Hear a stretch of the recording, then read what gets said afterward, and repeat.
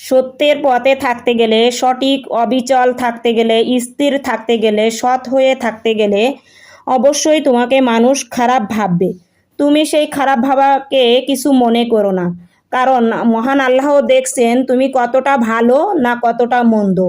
মানুষ পিছনে সমালোচনা করে, কিন্তু তোমার সফলতা নিয়ে সমালোচনা করে না, তোমার ব্যর্থতা নিয়ে সমালোচনা করে।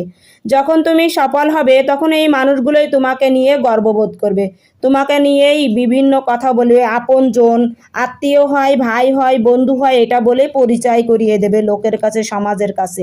কিন্তু তোমার ব্যর্থতা তোমাকে গ্রাস করার চেষ্টা করবে, তারা আরও যেন তুমি ব্যর্থ হয়ে যাও, পিছনে পড়ে যাও।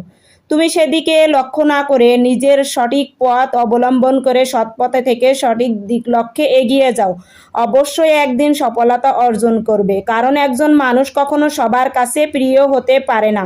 মহান আল্লাহ এত কিছু দিয়েও মানুষের কাছে প্রিয় হতে পারেননি, তাই মানুষ কখনো 100তে 100 শুকরিয়া আদায় করে না। তাহলে আমরা কিভাবে একটা মানুষের কাছ থেকে এই আশাটা করি?